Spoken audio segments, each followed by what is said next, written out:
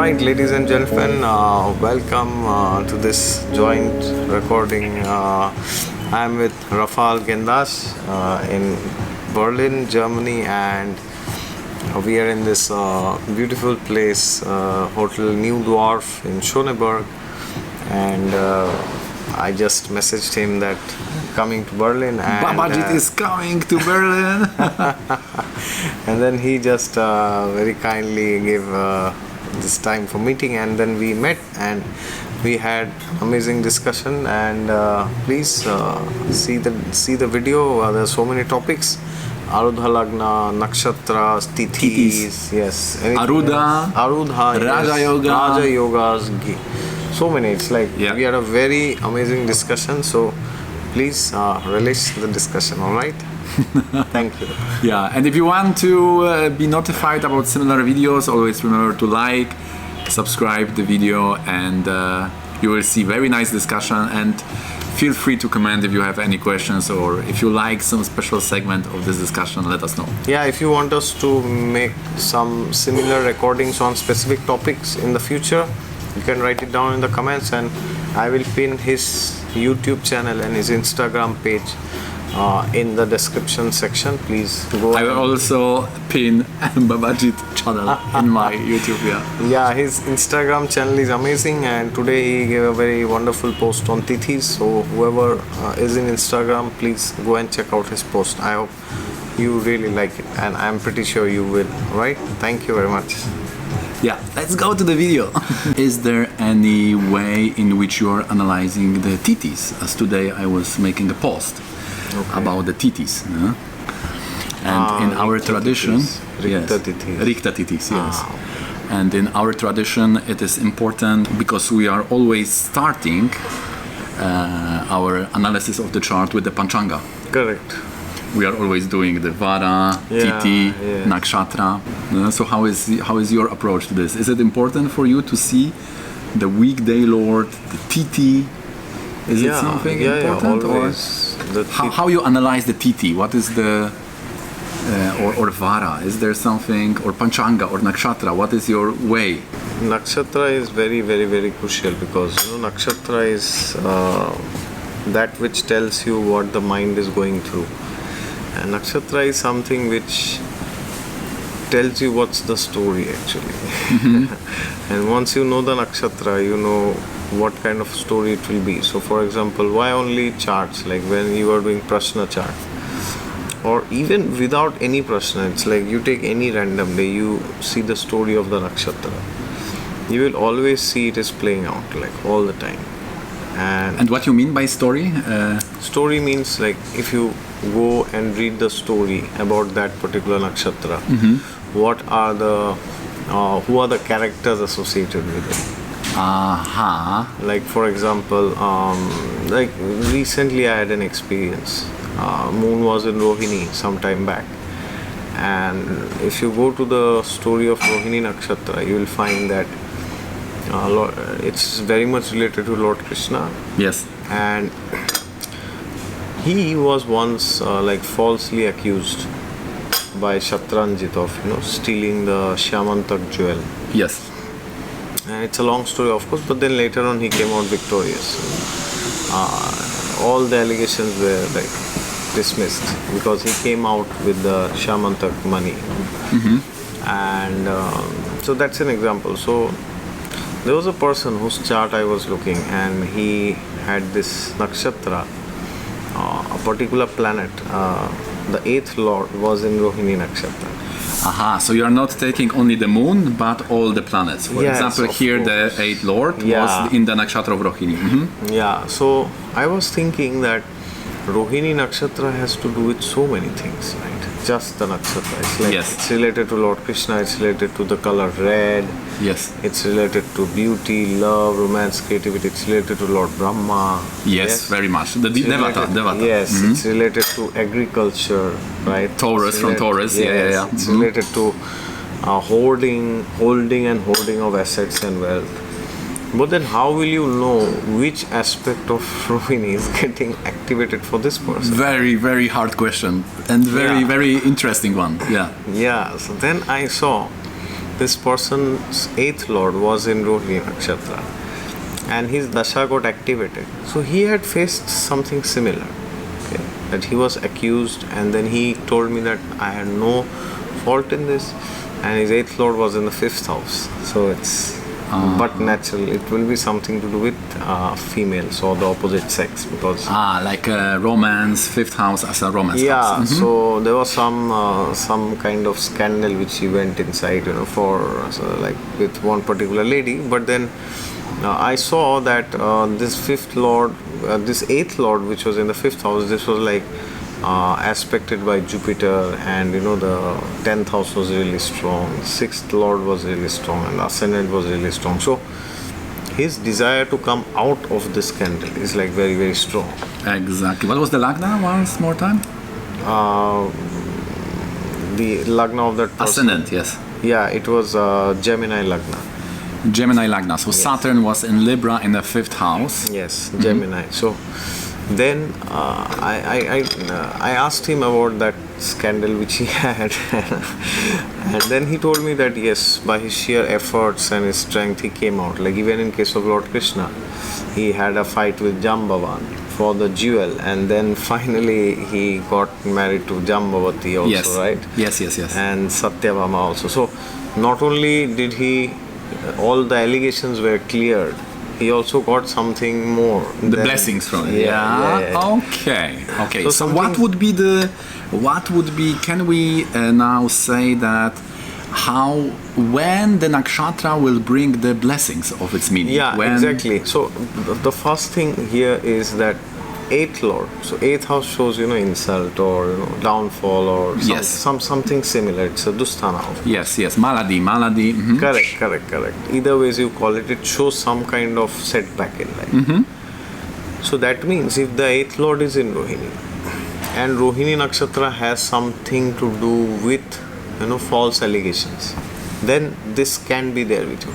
Now if the 8th lord is in the 3rd, it can, and 8th lord is in the 3rd in Rohini, then it could be like somebody accuses you of signing some document which you never signed, right? Exactly. Interesting. 8th lord is in 7th, accusing you of like doing something to your spouse which you didn't do. But now here is the catch. You have to see the overall chart and find out is it a true allegation or a false allegation. How to check that? Yeah, so for that I see like how the chart is, what's the strength of the chart. I see the ascendant lord, I see sun, moon, I see the trinal lords, the 5th lord, 9th lord. For qualities, no? If the person has good qualities, if the lagna is strong, the satya is strong, 4th house purity, 7th house is mridyu, how you deal with people, 10th house is tapasya. Yeah. So when the qualities are good, then we can know go. It's an allegation. Exactly. It's not that the person has done it, somebody has thrown that to the person. Exactly. Yeah. Exactly. And then you know that yes, it's like the same story of Lord Krishna, right? Something happening to you which you are not responsible, but then you come out of it, right? But for allegation, it has to be Rohini, right? It's not 8th lord is not enough. It has to be 8th lord in Rohini for allegation. Yeah, because Rohini has something to do with allegation. That's important. Right? So that's the 8th lord where it comes, right? So that also can answer the question, if 8th lord is some kind of mishap, misfortune or problem, then we can see the nakshatra to understand more what is the nature of the problem. Correct. Because 8th lord will give you some kind of, it can give you some kind of mishap or something like that. So and now your 8th lord will be in a particular nakshatra, right? Exactly. So like there was one other person who I had seen, but yes, I can go on with examples. Maybe you can also share your experience. Yes. For allegation, what is important to see is the Rahu. Okay. Rahu is the master of scandals. And we say that I'm going a little bit to Arudha Lagna. We say that when Rahu is having some influence on Arudha Lagna, then you will be accused. Oh, I see. You will be accused. And the nature of accusation is related to Rahu sign. Okay, I see. A nice example is Clinton, of course. He has Arudha Lagna aspected by Rahu. Okay, so Rahu's aspect means the 5th and the 9th aspect. Or you Here take for the this second Rasi Drishti we take. We taking here okay. the sign aspect. From Jaimini. We don't call it Jaimini because we Yeah, believe yeah. that Jaimini and Parashara is one Yes. tradition. I mean, it's we call it more Rasi known in Drishti. YouTube as, Jaimini Drishti. Exactly, That's exactly. why. Yes. I know it's popularized Jaimini, as Rasi Jaimini. Drishti, Yes, like Charakarakas are also correct, seeing correct. as Jaimini. But in Brihat Parashara Horashastra, you will find also Rasi Drishti. There is a chapter which is explaining Rasi Drishti. So this is also very much Parashara. And we say, now this is very interesting, we can also know about the nature of the skanda. Oh, I see. This is very handy to see. And we are doing that by analyzing the sign of Rahu. Okay, I see. In Clinton case, Rahu is aspecting the Arudha Lagna, which is showing you will have a scandal. Oh. And Rahu is in the sign of Libra. Okay. Something Libra, with Venus, females, sexual, natural seventh house. Yes. So that's there. That is there. Rahu is aspecting, and he had the scandal. So we can say if Rahu is only having a Graha Drishti, planetary aspect, Okay. it will be only in that dasha of Rahu. Okay. Planetary aspect in the 5th and the 9th. Or you second. also We also take second. Okay. So that it's only in the time when the Rahu is aspecting. Okay, so when you say like the second aspect, do you mean the 12th because it's retrograde? No, yeah, we do. retrograde 12th, so it's the second. Exactly, this way. So wherever Rahu is, second from that place. No, Rahu in 12. So it will aspect every house in the second. So for example, if you have Arudha Lagna in 5th and Rahu in 4th, then the Rahu is aspecting the 5th house by Graha Drishti. Correct. But for Graha Drishti, it will be only in the dasha, only in that time. But if you have Rasi Drishti, like Clinton, it can be for whole life. Basically, Arudha Lagna means that what comes to your mind when your name is mentioned. Oh, I see. So if someone say Clinton, the Levinsky thing are coming. So the Arudha Lagna so whenever by people Rahu. think of Clinton, they think of this candidate. Can be. So that's like your image is like molded into that. That is Arudha. Okay, I see. So therefore, we are taking Rahu as a scandal. For Rohini, we are saying that Rohini is an elite, very elite nakshatra. Okay. We are taught in the tradition that whenever I see Rohini, for example, moon in Rohini, like Krishna, very good taste, very high taste. So basically, because the moon gets exalted, and also it shows that this person can belong to some kind of elite class, to some special group, to some special family. It's always that thing. And the same what you said, depending on the Lord, that will can. If 10th Lord, it can be related to career life. If 7th Lord, can be related to relationship or whatever. So we are basically using, but I have seen this very interesting. We are not using that. You are using a lot of Nakshatra Lord. And also Dispositor. This is the Krishnamurti Padati system, or can you say? I mean this is used in many places, and of course KP Astrology uses it to the next level. I mean, Dashas, everything.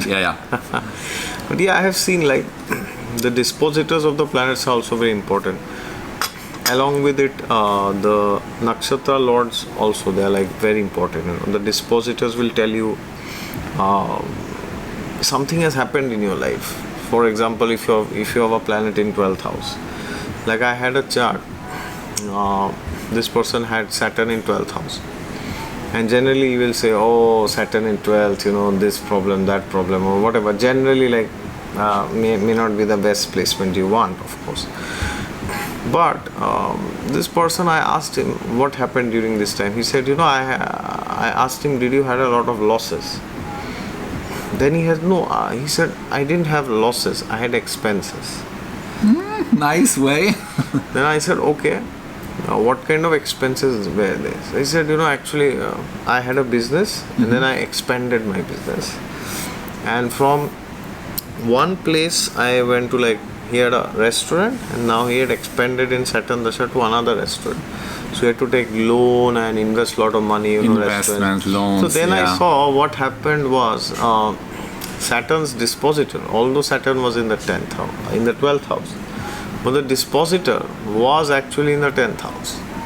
So it's showing that you are having some expenses, but because the dispositor is in the 10th house, and it was quite well placed, if I remember, that means the expenses are on good accounts, like you are trying to expand your business or something like that. But imagine if this planet was badly placed or in another DUSTHANA maybe, or afflicted or something like this, then it would mean that your existing business is also going down. What to speak of expansion? You had one restaurant that is also on the verge of closing. Yes. You mean that, let's say Saturn is in 12, and let's say that 12th Lord would be in 8, right? Yeah, or if it is very afflicted, yeah, not in a bad, okay. not in a good position, then I have seen this working in some cases. So that means that you have investment and losses, but it's... So if you have a planet in 12th and the dispositor is well placed, that means you have expenses in accounts of that good thing. Like sometimes you see 12th Lord is in 7th, but it is in a good dignity.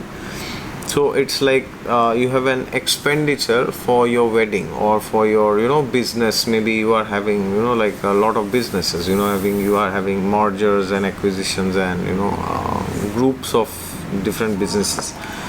But if suppose that same 12th Lord is in 7th, but it is in a debilitated position, then it can mean that you are doing it because it's in Kendra, but internally you are like dying, or you feel very bad about yourself. Okay. Why am I doing this? I wish I had not done this.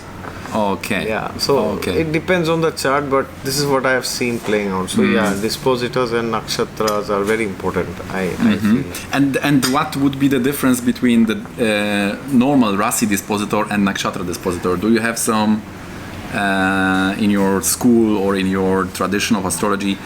Could you say how they are different? The Rasi dispositor and nakshatra dispositor of that Saturn.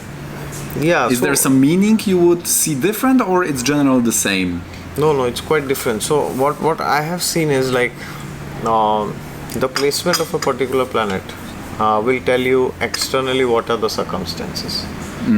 So suppose you will always see charts, where planets are in 6th house, right? And then we may feel that 6th house is not a nice house for marriage, especially, right? Yeah. It's not a good house, right? Not good house, yeah. Yeah, definitely separation, not good. Celibacy, Definitely quarrels, not good for marriage. Not good. Now I have seen so many charts, like the planet is in 6th, and then I asked the person, did you had some kind of a separation from the spouse? And that person, like he or she replies, yeah, during the dasha of this planet there was some separation. But I have seen if the nakshatra lord is actually well placed, like in the 2nd house, or in the the 11th house sometimes, or the 5th house or the 9th house, then I have seen that the separation is not because of marital problems.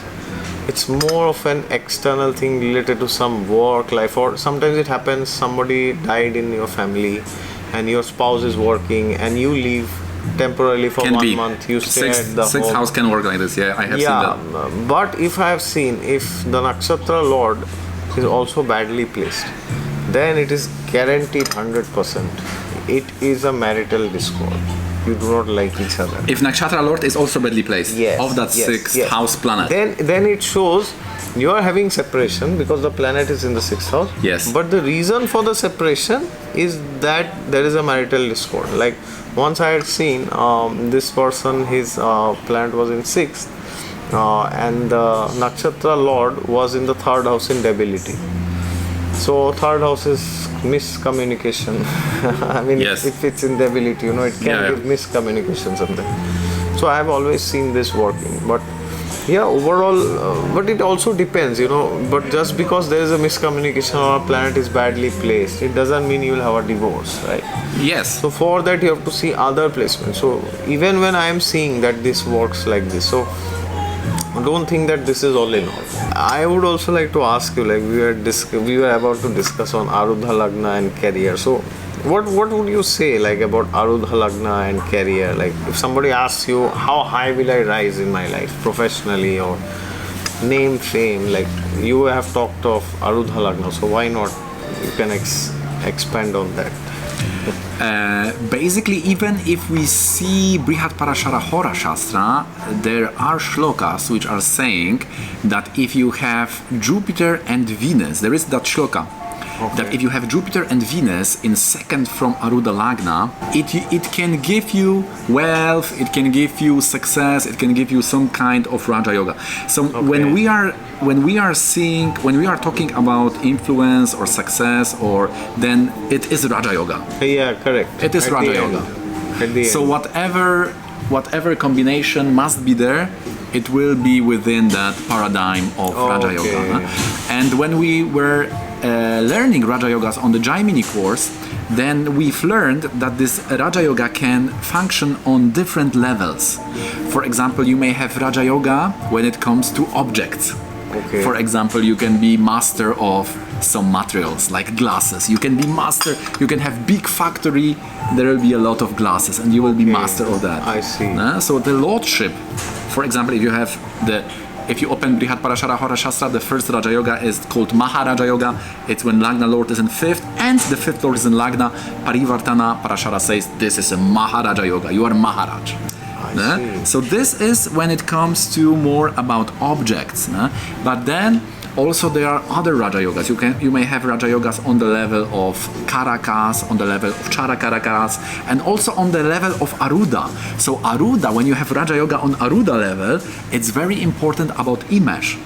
How people perceive you. Yes. For example, fifth from Arudha Lagna is very important because it shows people who are supporting you. I see. So fifth and ninth from Arudha Lagna shows all those people who will either help you very much. Ninth from Arudha Lagna will show if you have Ketu, then the sadhus will help you. If you have Saturn, then elder people will help you.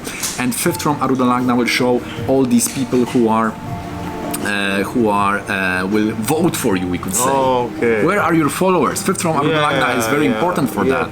Because fifth house are your students, children, and especially from Arudha it will show all these people who will vote for you.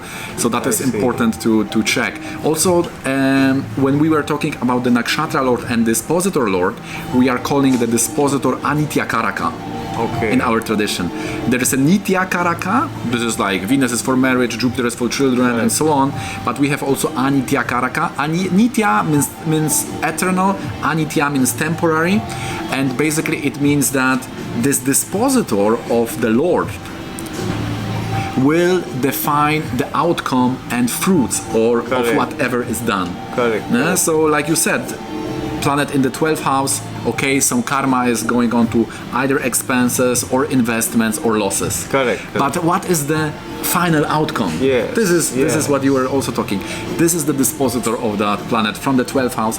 And Rasi dispositor, we say, is like a sun. Nakshatra dispositor is like a moon, because nakshatras are visible in the night.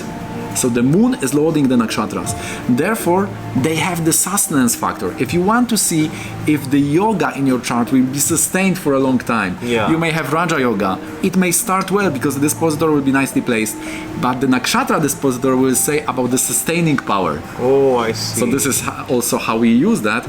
So therefore, because it has that moon thing in it, we use it for sustenance because the moon is sustaining things, like feeding the food. And also it's about the mind, so how people think, also how the person is thinking about that specific combination. So I think in this way we see the Raja Yoga, and